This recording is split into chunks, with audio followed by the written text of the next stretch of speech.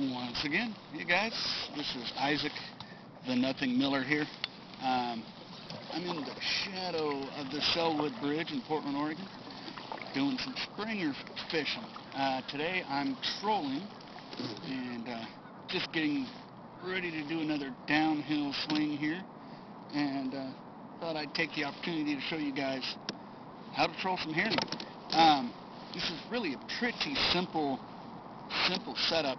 A lot of bigger gear. Start off, I'm using my Okuma Salilo back bouncing rod, which is what I'll usually use sitting on the anchor with quick fish.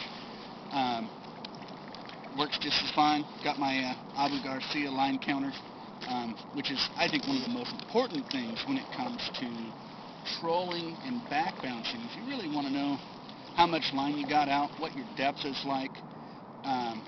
We're going to be trolling today in water that's about, ideally we're shooting for about 20 feet in depth, and we'll figure it out as we get down. It's going to bounce around a little bit between 18 and 25. Right now I'm well above the trolling lane, just so I can show you guys this stuff as I drift downriver to where I want to be. I guess I'll work my way from the bottom to the top. Big thing in the Northwest is mooching herring. Basically what that is, it's a cut plug. You run 2 hooks and catches a lot of fish. You'll see this technique here in Oregon. I know they use it a lot up in Washington, in Puget Sound as well.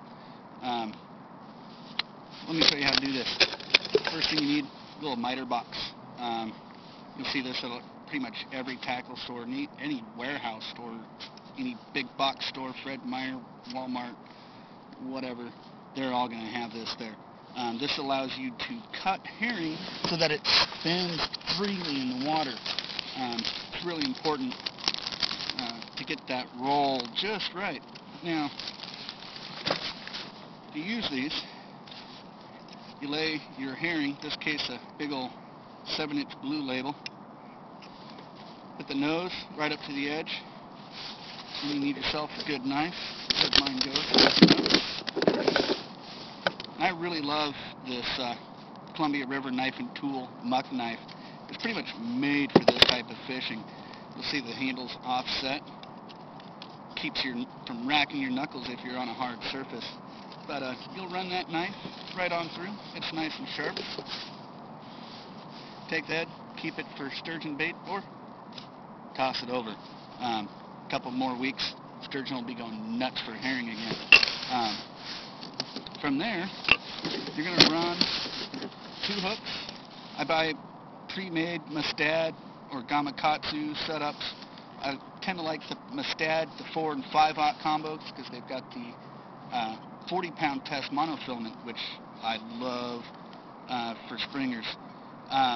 It's also a non-sliding setup, which I think is important, because I think a lot of fish get lost because sliding rigs can break off. You want to run 1 hook, front hook right through the spine area there. I run the 2nd hook. I weave it through a time or 2 and leave it hanging out right at the tail. I run a nice long leader, usually about 3-4 feet, to a flasher or dodger. In this case, I don't remember what brand this was, some inexpensive dodger. That dodger's got 3 foot a leader. And then, get my coffee cup out of the way. Let's see. Alright, off of that, you run up, simple swivel, to my, 60-pound main line, using that tough line there. Then I got a 3-foot dropper on a sliding swivel with, 4 or 5 ounce lead? 4 ounces of lead. Help me keep my gear on the bottom. And from there, you just want to maintain a speed of about 45, or not 45, what am I thinking?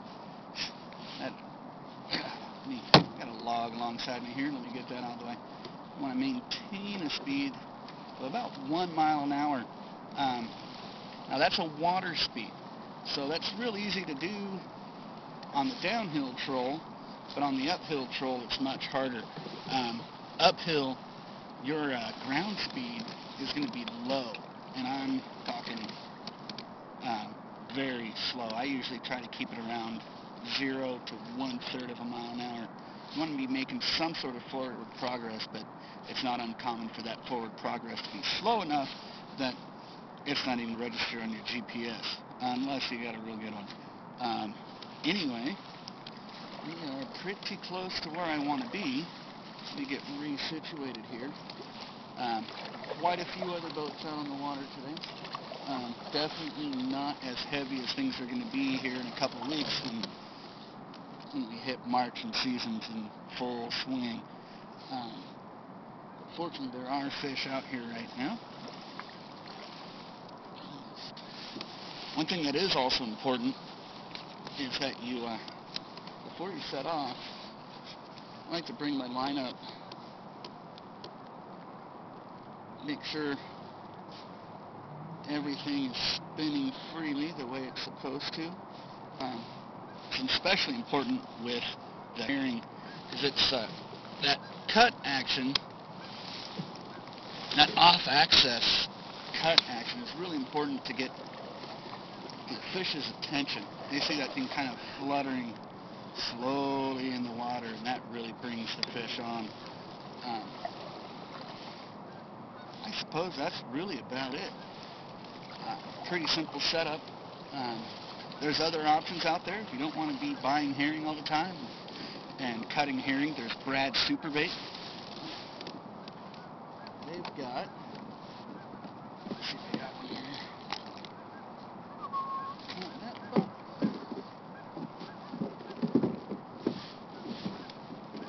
Put it in this box. These Brad Superbaits. I still got all the leader on this one. It's all ready to go.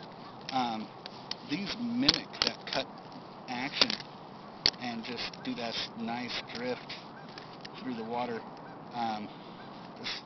These open up. They've got a little area inside. You can put pieces of cut up herring in here for scent. I personally use Mike's. Got herring oil, a little bit of anise oil, and that combination works really well. That's all for now. I'm pretty close to my spot. It's time for me to get back to fishing. Sorry you guys couldn't be out here with me. I know most of you are probably at work. Oh well, I'll be there soon myself. A few hours to go. See you later.